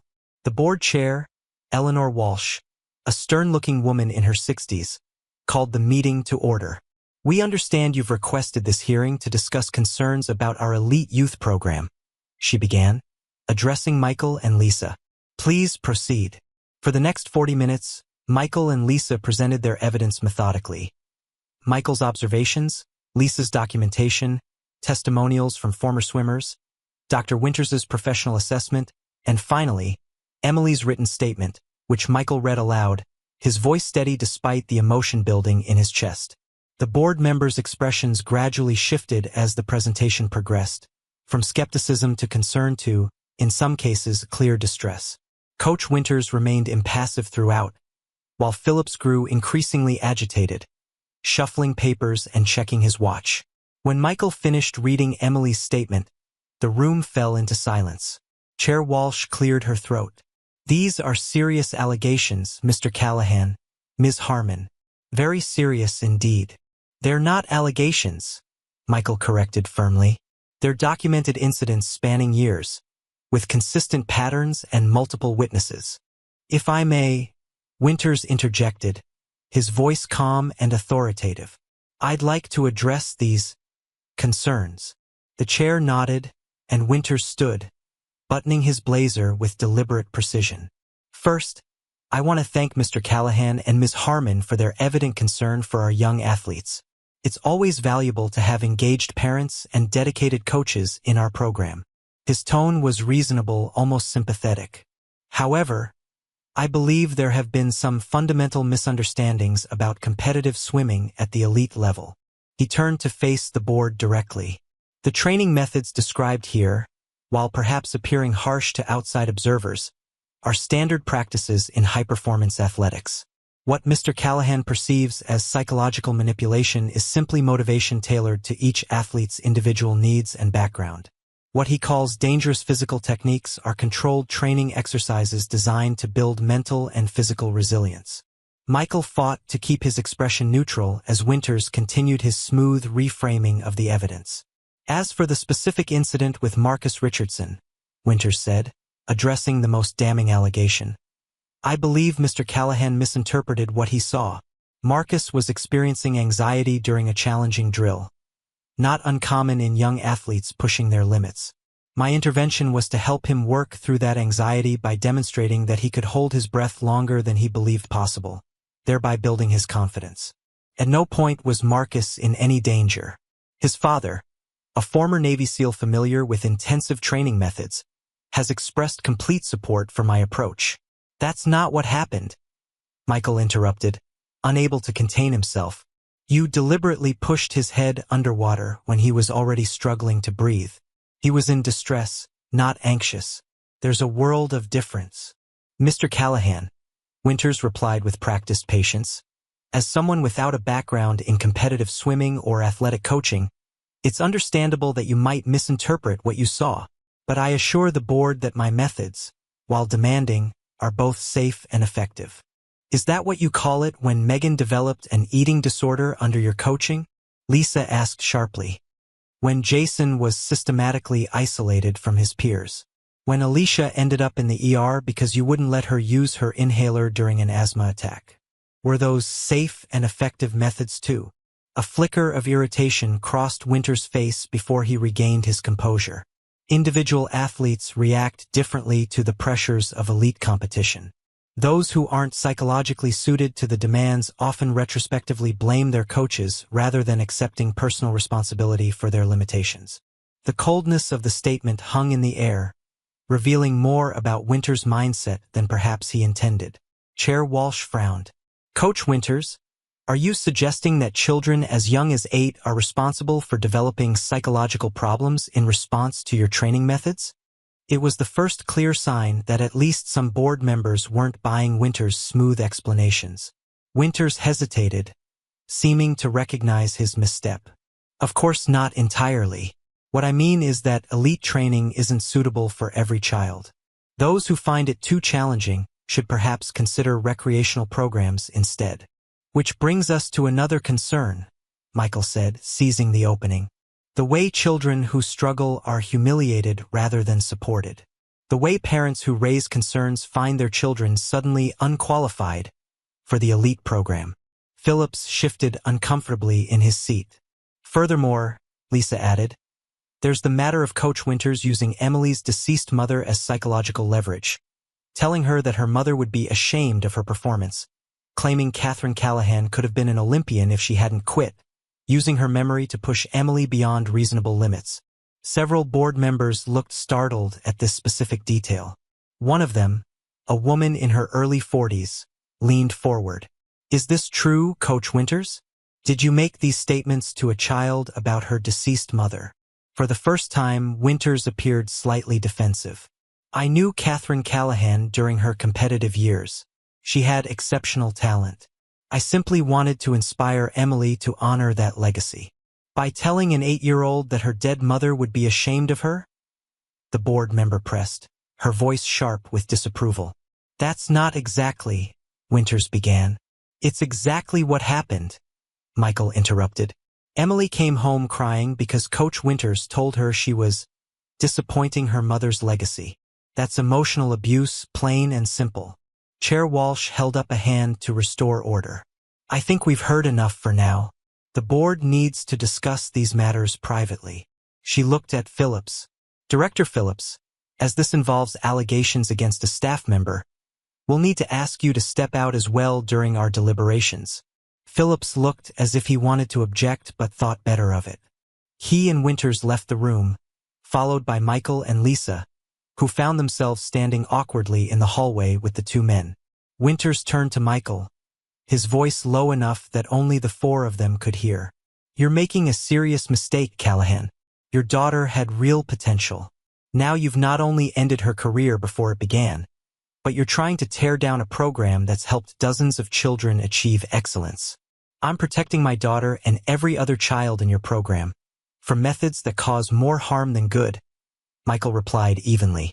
Excellence doesn't have to come at the cost of a child's well-being. That's the problem with parents like you, Winters said, contempt now evident in his tone. You want the results without the sacrifice. You want your children to be champions without experiencing hardship. That's not how the world works. There's a difference between productive hardship and abuse, Lisa interjected. A difference you seem unable or unwilling to recognize. Winters turned his cold gaze on her. You always were too soft for elite coaching, Harmon. That's why you'll never rise above assistant status. You lack the necessary ruthlessness. I'll take that as a compliment, Lisa replied, her chin lifting slightly. The tense standoff was interrupted by the boardroom door opening. Chair Walsh beckoned them back in, her expression unreadable. As they took their seats, Michael noticed that several board members wouldn't meet his eyes, a sign he couldn't interpret. His heart sank slightly. Had Winters' professional demeanor and Phillips' influence won out over the evidence? Chair Walsh cleared her throat. After careful consideration of the evidence presented, the board has reached a decision. This is, without question, one of the most disturbing situations we've encountered during my tenure. She turned to face Winters directly. Coach Winters, while we acknowledge your significant contributions to this center's competitive standing, the testimonies and documentation presented today suggest a pattern of behavior that is fundamentally incompatible with our mission of nurturing young athletes. The board has voted unanimously to place you on immediate administrative leave, pending a full investigation by an independent third party. Phillips made a choked sound of protest, but Walsh continued without acknowledging him. Ms. Harmon, the board would like to appoint you as interim head coach of the elite program, with a mandate to implement immediate changes to training methods and team culture. Lisa's eyes widened in surprise. Thank you, Madam Chair. I would be honored. Walsh nodded, then addressed Michael. Mr. Callahan, We owe you and your daughter an apology. It's clear that our oversight of the elite program has been inadequate, allowing concerning practices to become normalized. We hope you'll consider allowing Emily to return under Ms. Harmon's coaching, but we understand completely if you prefer to seek a different program entirely. Relief and vindication washed over Michael in a dizzying wave. They had been heard. They had been believed. Winters stood abruptly, his face tight with suppressed fury. You're making a terrible mistake. This program's excellence was built on my methods. You'll see it collapse into mediocrity within months. Perhaps, Walsh replied coolly, but it will be a mediocrity that doesn't leave children in tears or in the emergency room. I think we can live with that trade-off. As the meeting concluded, parents began arriving for a hastily called information session about the coaching change. Michael watched from the sidelines as they filtered in, expressions curious and concerned. Among them, he spotted Marcus's father, a broad-shouldered man with the same serious eyes as his son, and Zoe's mother Linda, who gave Michael a small, uncertain smile. Lisa was immediately surrounded by parents seeking explanations, which she provided with calm professionalism, emphasizing the positive changes ahead rather than dwelling on the problems of the past. Michael admired her diplomatic approach, recognizing that many of these parents would need time to process the revelations about a coach they had trusted with their children. As the crowd thinned, Michael found himself face to face with Marcus's father. "You're Callahan?" the man asked directly. "Yes, Michael Callahan." The man extended his hand. "James Richardson, Marcus's dad." His grip was firm, his expression difficult to read. "I understand you were the one who witnessed the incident with my son and raised concerns." Michael nodded, uncertain of the man's reaction. "Yes, I did." Richardson was quiet for a moment, seeming to wrestle with something internally. "Marcus tried to tell me about what was happening. I didn't listen. I thought—" He paused, his jaw working. "I thought he just needed to toughen up. That Winters was pushing him the way my drill instructors pushed me. I was wrong. It's not easy to see past the reputation sometimes," Michael offered, recognizing the man's struggle. "Last night, Marcus had a panic attack just thinking about coming to practice today," Richardson continued, his voice roughening. "My 10-year-old son, scared to the point of hyperventilation at the thought of swimming, the sport he used to love. That's when I knew something was very wrong." He met Michael's eyes squarely. "Thank you for speaking up when I failed to." The simple, honest acknowledgement struck Michael deeply. "We're all just trying to do right by our kids," he said. "Sometimes it takes another perspective to help us see clearly." Richardson nodded, then moved away to join Marcus, who was talking animatedly with Lisa about the upcoming practice schedule. The boy's face looked lighter, more childlike than Michael had ever seen it during Winter's reign. As Michael prepared to leave, Phillips approached him, his expression tightly controlled. "I hope you're satisfied with the disruption you've caused," he said quietly. "This isn't disruption, Mr. Phillips," Michael replied. "It's correction. There's a difference." Phillips's mouth thinned. "Time will tell. When the medals stop coming and enrollment in the elite program drops, we'll see how the board feels about today's decision. If success can only be achieved through methods that harm children, then perhaps we need to redefine what success means," Michael said, surprised by his own philosophical turn.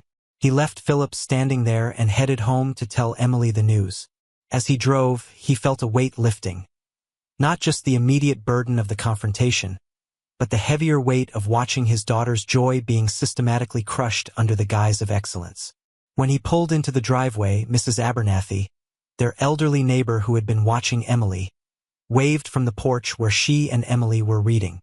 "Dad," Emily called, jumping up and running to meet him. "How did it go? What happened?" Michael knelt to her level, taking her small hands in his. "It went well, Em. Really well. Coach Winters has been placed on leave, and Ms. Harmon is going to be the new coach." Emily's eyes widened. "Really? Ms. Harmon? Really? And she's already making changes to make swimming fun and healthy again. Can I go back?" Emily asked hesitantly. "To swimming, I mean? With Ms. Harmon as coach?" Michael smiled, his heart full. If that's what you want, then yes, absolutely. Emily threw her arms around his neck. I want to. I still love swimming, Dad.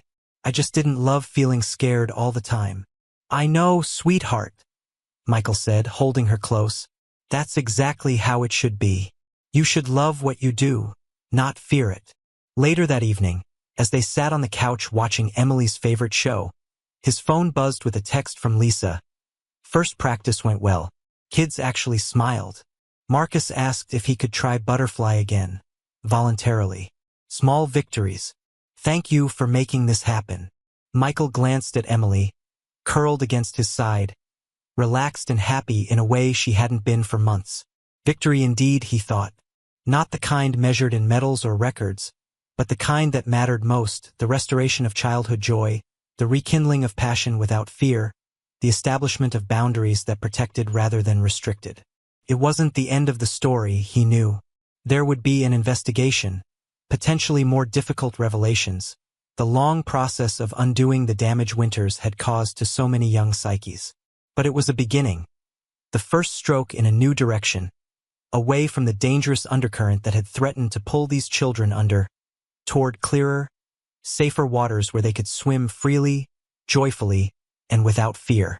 The weeks following Coach Winter's suspension brought a palpable shift in the atmosphere at the Millfield Aquatic Center. Under Lisa Harmon's leadership, the elite program underwent a transformation that was subtle yet profound. Children who had once moved through their drills with grim determination now showed flashes of genuine enjoyment. Laughter, once conspicuously absent from the pool deck, became a common sound, mingling with the splash of water and Lisa's encouraging voice. Michael observed these changes from the observation deck, where he now sat openly during Emily's practices. The difference in his daughter was perhaps the most striking of all.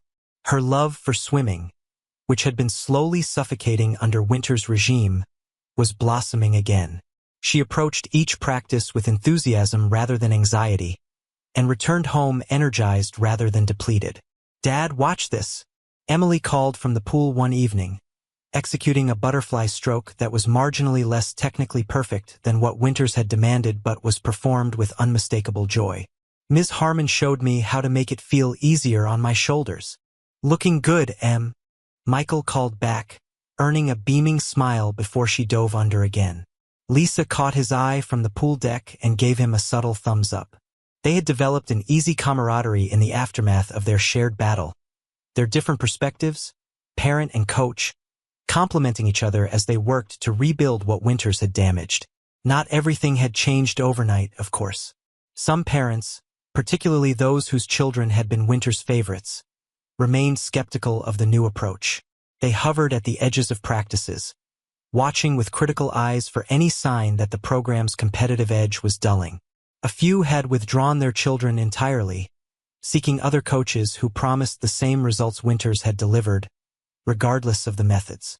But for each family that left, another returned, parents who had pulled their children from the program in the past due to concerns they couldn't quite articulate, now drawn back by reports of the positive changes.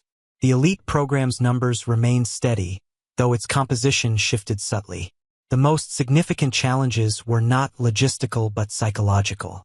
Children who had spent months or years under Winters' influence didn't simply shed the effects of his methods when he left. They carried the imprints of his coaching in ways both visible and invisible, flinching at sharp sounds, apologizing excessively for minor mistakes, pushing themselves to exhaustion out of deeply ingrained fear. It's going to take time, Lisa told Michael during one of their regular check-ins after practice. They've been conditioned to equate their worth with their performance. That doesn't disappear overnight. How do you undo that kind of damage? Michael asked, watching as Emily chatted animatedly with Zoe and another girl while they toweled off after practice. Consistently, patiently, and with a lot of positive reinforcement, Lisa replied. We create new associations, new memories to overlay the old ones. We celebrate effort over outcome. We make it safe to fail. She smiled ruefully. And sometimes we bring in professionals when the damage goes deeper than our expertise can reach. She was referring to Dr. Rose Winters, who had begun offering free monthly workshops at the Center on Sports Psychology and Athlete Well-Being. The sessions, initially met with some skepticism, had quickly become popular with both children and parents, providing language and tools for discussing the pressures of competitive sports. "Marcus is doing better," Michael observed, nodding toward the boy who was demonstrating something to Thomas with expansive hand gestures. "He seems more himself." "He's made remarkable progress," Lisa agreed. "His father's involvement has been crucial." When James realized what was happening, he became Marcus's strongest advocate. They work on breathing techniques together now, tools for managing anxiety both in and out of the pool. Michael thought about his own journey with Emily, the careful conversations they'd had about her experiences, the patience required to help her rebuild her relationship with swimming on healthier terms. "It's strange," he said, watching Emily laugh at something Zoe had said. "A part of me still feels guilty, like I should have seen what was happening sooner, protected her better." Lisa touched his arm lightly. "We all miss signs we should have seen. Even me, and I was there every day." Winters was skilled at making his methods seem legitimate, at normalizing behaviors that should have raised red flags. "I keep thinking about Catherine," Michael admitted, "about what she would have done if she'd been here. From everything you've told me about her, she would have recognized the problems immediately," Lisa said. "But she also would have been proud of how you handled it once you did see what was happening. You didn't just protect Emily, you stood up for all these kids." The investigation into Winters' conduct was ongoing, its scope expanding as more former swimmers came forward with their experiences. The initial findings, presented to the board in a closed session that Michael and Lisa had been invited to attend, were damning.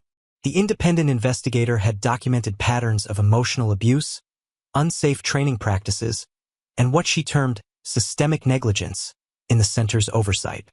Gregory Phillips, the center's director, had been placed on administrative leave as well, his role in enabling and covering up Winters' behavior becoming increasingly clear as the investigation progressed. The board, under Chair Walsh's determined leadership, had brought in an interim director with a background in youth sports psychology and a mandate to overhaul the center's policies and culture. The legal implications remained uncertain. Some parents were pushing for criminal charges against Winters for endangerment, while others preferred to focus on healing and moving forward. Michael had decided to follow Emily's lead on the matter. When asked if she wanted to pursue further action against her former coach, she had considered the question with a seriousness beyond her years. "I don't want him to hurt any more kids," she had finally said. "But I don't want to have to talk about him anymore either. I just want to swim and be happy." Her wisdom had guided Michael's approach. He provided his documentation to the authorities and made himself available if needed, but otherwise focused his energy on supporting Emily and the other children through their recovery process. The regional qualifying meet arrived 3 months after Winters' suspension. The elite team entered with tempered expectations. Lisa had been clear with parents that she was prioritizing technique and healthy competitive attitudes over results in this first major competition under her leadership. "We're rebuilding," she told the team during their final practice before the meet.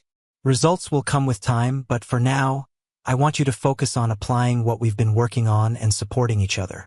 I'm proud of each of you, regardless of where you place." The aquatic center hosting the meet was larger than Millfield's facility, with seating for several hundred spectators and an Olympic-sized pool that gleamed under bright overhead lights. Families from swim programs across the region filled the stands, creating a buzz of anticipation that Michael felt as he took his seat with the other Millfield parents. Emily had been quiet on the drive over, her face serious as she mentally prepared for her first major competition since Winters' departure. "Nervous?" Michael had asked. She'd nodded. "A little, but not scared nervous like before. More like excited nervous. That's exactly how it should feel," he'd told her, relieved at the distinction she'd made. Now he watched as the Millfield team gathered at one end of the pool deck, their blue swim caps forming a tight cluster around Lisa, who was giving last-minute instructions. There was none of the rigid formation Winters would have demanded, no military precision to their lineup, but they looked like a real team, connected to each other rather than isolated in their individual pursuit of excellence. The 8 to 10 age group events began with freestyle, where Emily placed a respectable 5th in her heat but didn't advance to the finals. In the past, such a result would have been met with Winter's thinly veiled disappointment and increased pressure in subsequent events. Today, Emily emerged from the pool to Lisa's high five and her teammates' encouraging words. When she came to the stands between events, her face showed no signs of the devastation that previous failures would have triggered. "My turn was sloppy," she reported matter-of-factly. "Ms. Harmon says I can work on that for next time." "How do you feel about it?" Michael asked, curious about her own assessment. Emily considered the question. I think I did my best for right now. And that's okay." She grinned suddenly. "Besides, Butterfly is my real event anyway." The butterfly heats were scheduled for after the lunch break. As they ate sandwiches in the cafeteria area, Michael noticed Marcus and his father at a nearby table, heads bent close in conversation. The boy's face was tense, his hands making the small fluttering movements that Michael had come to recognize as a sign of anxiety. "I'll be right back," he told Emily, then approached the Richardsons' table. "Everything okay?" he asked quietly. James looked up, his expression a mixture of concern and determination. "Marcus is worried about his breathing during Butterfly. It's his first time competing in the stroke since." He didn't finish the sentence, but he didn't need to. The memory of Winters pushing the boy's head underwater hung between them, unspoken. "I keep thinking about it," Marcus admitted, his voice small. "What if I can't breathe again? What if I panic?"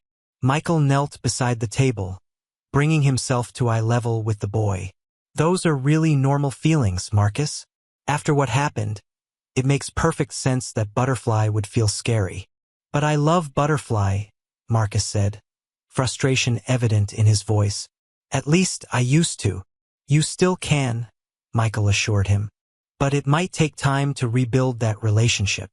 "Have you talked to Ms. Harmon about how you're feeling?" Marcus nodded.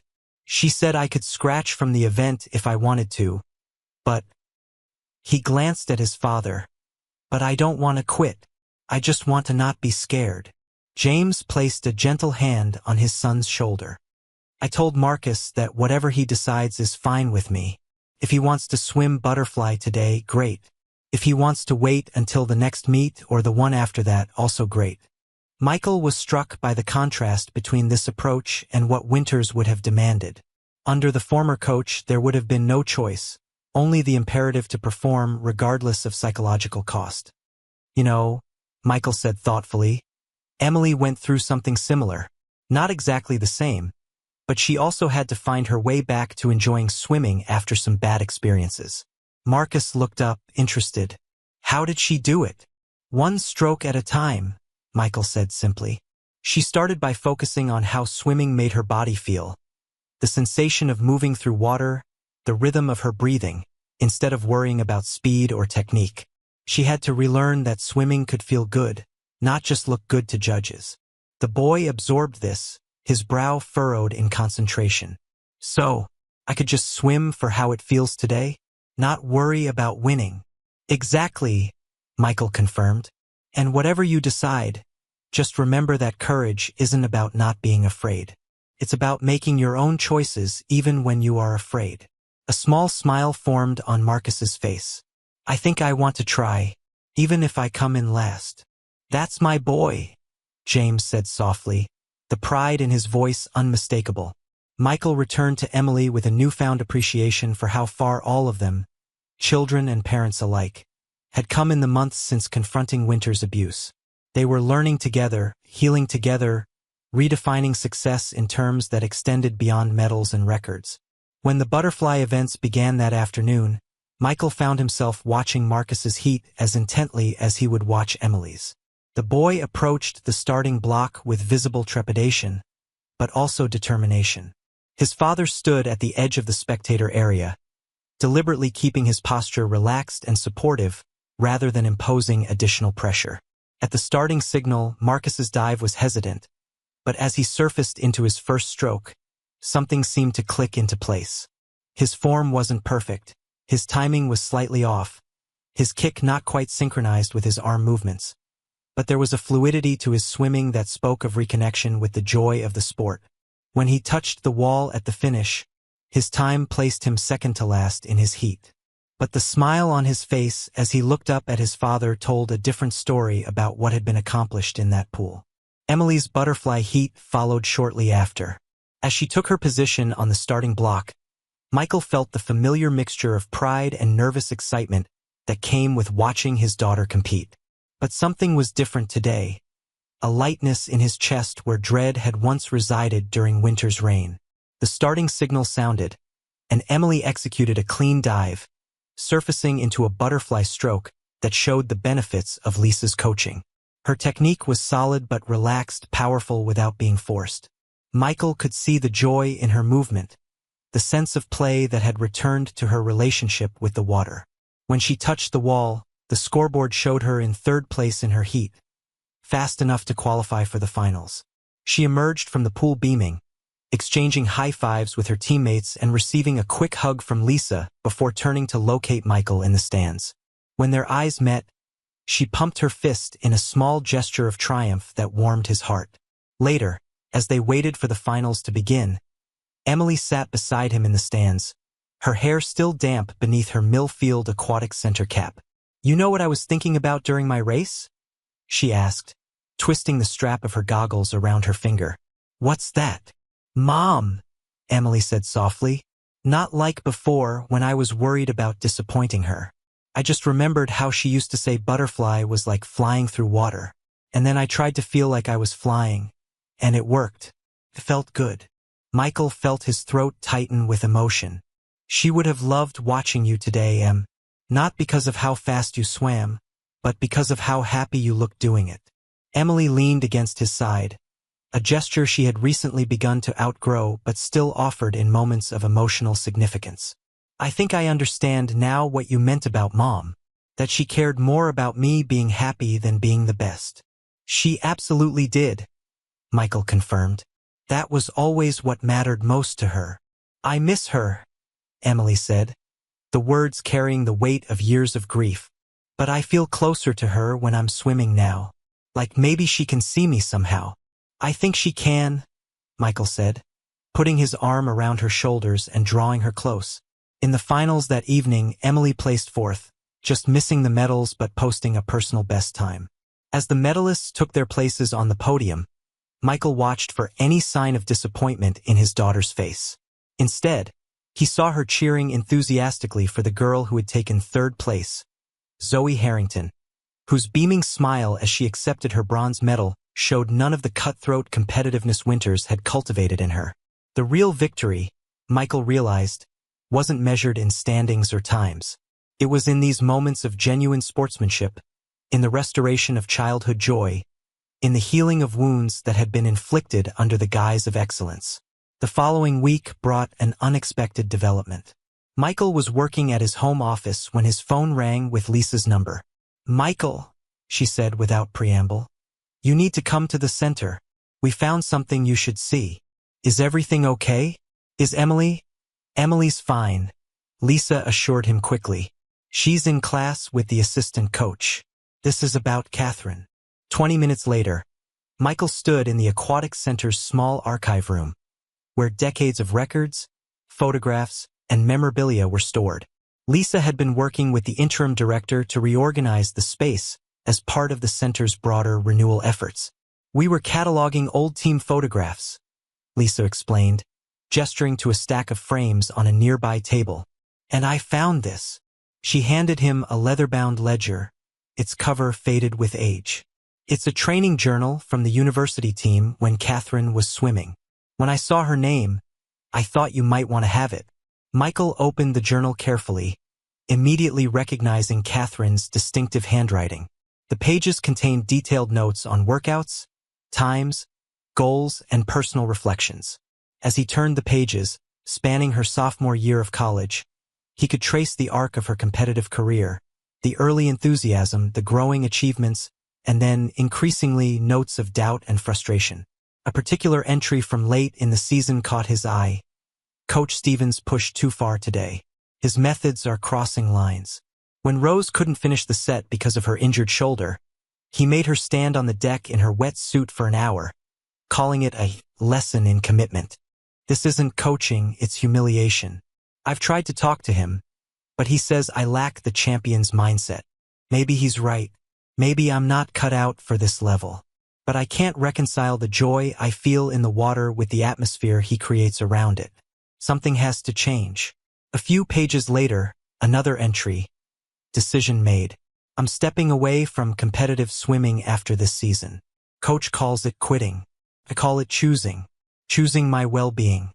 Choosing to preserve my love for the water rather than letting it be poisoned by methods I can't believe in. Maybe that means I never become a champion by his definition. I can live with that. What I can't live with is becoming the kind of person who accepts cruelty as the price of excellence. Michael looked up at Lisa, his eyes stinging. She never told me all this. I knew she chose to focus on architecture instead of pursuing swimming further, but I didn't know why. She probably didn't want to burden you with it, Lisa suggested gently. Or maybe by the time you met, she had processed it and moved on. Michael nodded, continuing to leaf through the journal. Near the end, a final entry caught his attention. Last collegiate meet today. Placed fourth in butterfly. Not the fairy tale ending coach would have wanted for me, but it feels right somehow. I swam for myself today, not for medals or approval. The water welcomed me as it always has, without judgment or demand. I'll carry that feeling forward, remembering that true victory isn't standing on a podium. It's standing firmly in your own integrity, choosing your path with clarity and purpose. Swimming has given me that understanding, if nothing else, and for that I'll always be grateful. The words resonated so deeply with what Emily was learning now that Michael felt a shiver of recognition. It was as if Catherine's wisdom was reaching through time, affirming the difficult decisions they had made in challenging winters and his methods. I thought Emily might want to read this too, Lisa said. When she's ready. It might help her understand her mother better, and herself. Thank you, Michael said, carefully closing the journal. This means more than you know. As he drove home with the journal beside him, Michael felt a profound sense of connection, to Catherine, to Emily, and to the broader struggle they had engaged in against a system that valued results over well-being. Catherine had faced the same choice Emily had been confronting. Whether to accept destructive methods in pursuit of excellence or to forge a different path that preserved the joy of swimming. That evening, after dinner, Michael showed the journal to Emily, explaining its significance without imposing his own interpretation. This belonged to your mom when she was a college swimmer, he said. Lisa found it in the center's archives. I think you're old enough to read it if you want to. Emily took the journal reverently, her fingers tracing the faded cover. Mom wrote in this? Every day during her sophomore year of college, Michael confirmed. About her swimming, her coach, her decisions about her future. Emily opened to the first page, reading silently for a moment. Can I take it to my room? To read by myself. Of course, Michael said, understanding her need for privacy in this intimate connection with her mother's thoughts. Take all the time you need. Later that night, as he was preparing for bed, he heard a soft knock on his door. Emily stood in the hallway, the journal clutched to her chest, her eyes bright with emotion. Dad, can we talk about what Mom wrote? They sat on Michael's bed, the journal open between them. Emily had marked several pages with small sticky notes, a methodical approach that reminded Michael so much of Catherine that it made his chest ache. Mom's coach was like Coach Winters, Emily said, her observation direct and clear. Yes, it seems he was, Michael agreed. Different person, similar methods. And she quit swimming because of him. There was a question behind the statement, a seeking of understanding. Not exactly, Michael corrected gently. She chose to step away from competitive swimming to preserve her love for the sport, and to stay true to herself and her values. Emily nodded slowly, processing this. She wasn't weak for quitting. Not at all, Michael affirmed. It takes tremendous strength to make choices that honor your own well-being when others are pushing you in a different direction. Coach Winters said she could have been an Olympian if she hadn't quit, Emily said, her voice small. He made it sound like she failed. Michael shook his head firmly. Your mother didn't measure success by medals or titles, Em. She measured it by happiness, by integrity, by living a life that felt right to her. And by those measures, she was extraordinarily successful. Emily was quiet for a moment, tracing her finger over Catherine's handwriting. I think I understand her better now, and why you fought so hard against Coach Winters. What do you understand?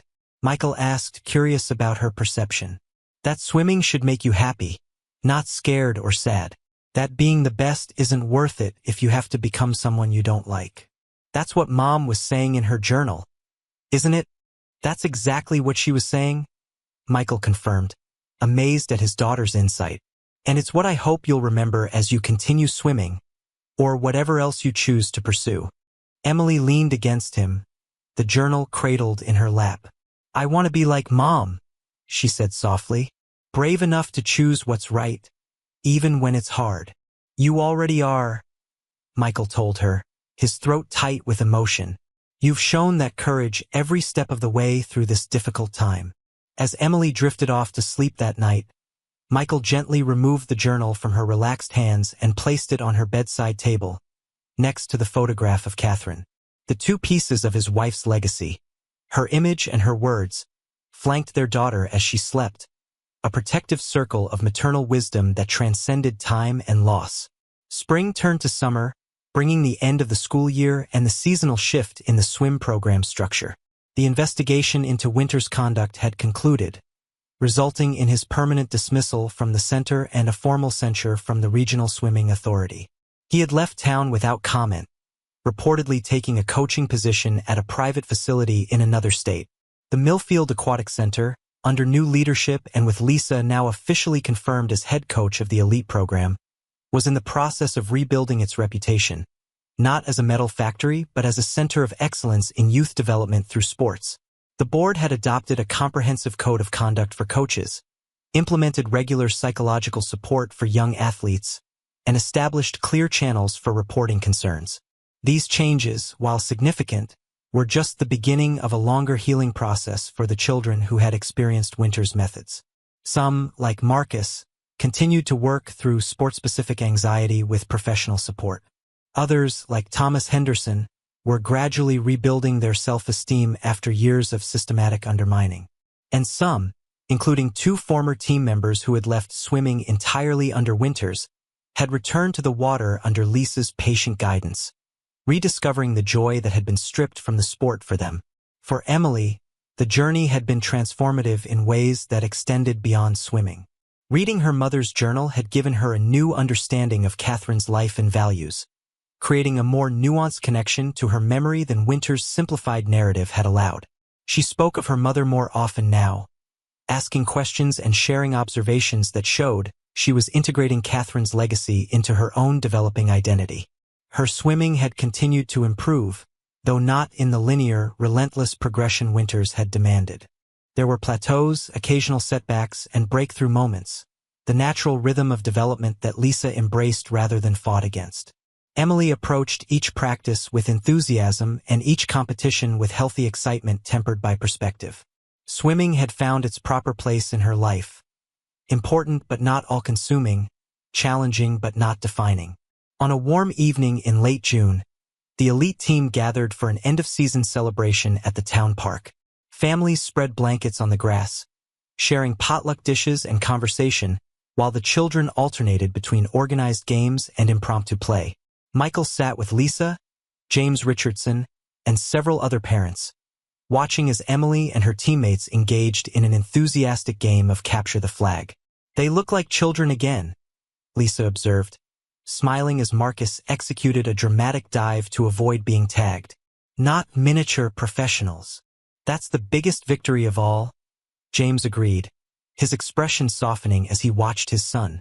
Marcus is sleeping through the night again. No more nightmares about drowning. The conversation turned to the upcoming summer break and plans for the fall season. Lisa outlined her vision for the program's continued evolution, emphasizing development over results, while still providing a path for those with competitive aspirations. It's a balancing act, she acknowledged, creating an environment that challenges without crushing, that promotes excellence without sacrificing well-being. Like any good parenting, Michael observed. Firm boundaries with unconditional support. As dusk fell, the celebration culminated in a simple awards ceremony. Not just for competitive achievements, but for qualities like sportsmanship, perseverance, and team spirit. Emily received recognition for Most Improved Butterfly, accepting the certificate with a proud smile that reminded Michael powerfully of Catherine. Later, as they walked home through the gathering darkness, Emily was unusually reflective. "Dad, do you think we did the right thing? Standing up to Coach Winters?" Michael looked down at her, surprised by the question after all this time. "Yes, I do. Don't you?" She nodded slowly. "I was just thinking about how different everything is now. How much better it feels to swim with Ms. Harmon. But some kids from other teams still have coaches like Winters. Zoe's cousin swims at Riverside, and she says his coach is really mean too." Michael considered how to respond to this broader awareness of systemic issues. Change often starts small. What we did at Millfield might seem like just one pool, just one coach, but it creates ripples. Other centers might look at our new policies and adopt them. Other parents might feel empowered to speak up when they see problems. Like ripples when you jump in the pool, Emily suggested. They spread out and get bigger. Exactly, Michael affirmed. And you never know how far they'll reach or who they might touch. Emily was quiet for a moment, processing this. "I'm glad we made ripples, then." As they approached their house, the porch light welcoming them home, Emily suddenly reached for Michael's hand. A gesture that had become increasingly rare as she grew more independent. "Dad, I found something else in Mom's journal that I didn't show you before. It was in the very back, like a note to herself." "Oh," Michael said, curiosity piqued. "She wrote about what she wanted if she ever had children," Emily continued. "She said she wanted them to find their own paths, not follow hers. And she wrote that the best gift parents can give isn't protection from all hardship, but the tools to face hardship with courage and integrity." Michael felt his throat tighten with emotion. It sounded exactly like something Catherine would have written. Her wisdom distilled into words that still resonated years later. "That's very true," he managed, squeezing Emily's hand gently. "I think," Emily said slowly, choosing her words with care, "I think she would be happy about what we did, about how we handled everything with Coach Winters. Because we didn't just run away from the hard thing. We tried to make it better for everyone." "I think you're right," Michael agreed, his heart full. "I think she would be very proud of you, of your courage, your compassion for the other kids, your willingness to stand up for what's right." They reached the porch steps, but before going inside, Emily paused, looking up at the stars emerging in the early evening sky. "Sometimes I feel like she's watching," she said softly. "Not in a scary way, more like she's still here somehow, seeing us and being happy about who we're becoming." Michael followed her gaze upward, finding comfort in the thought. "I like to think that too." As they entered the house together, Michael reflected on the journey they had traveled, from the confusion and pain of discovering Winter's abusive methods to the healing and growth that had followed their stand against them. They had emerged stronger, not just individually but as a family, with a deeper understanding of Catherine's legacy and their own capacity for positive change. Emily headed upstairs to get ready for bed, her steps light and confident. Michael lingered in the living room, his eyes drawn to the photograph of Catherine on the mantel. Smiling, radiant in the summer sunlight, her arms extended as if reaching toward the camera, toward the future she wouldn't live to see. "We're okay," he whispered to the image. "She's okay. You'd be so proud of who she's becoming." And somewhere in the quiet house, in the space between memory and presence, he could almost hear Catherine's response. "I know. I've always known. Just keep swimming forward, both of you. The water is deep, but you're strong enough to cross it together." Michael smiled at the photograph, feeling not the sharp pain of loss, but the gentle warmth of continued connection. Then he turned away, moving forward into the life they were building. A life shaped by the challenges they had faced, and the choices they had made to emerge from deep waters into the healing light of a new day.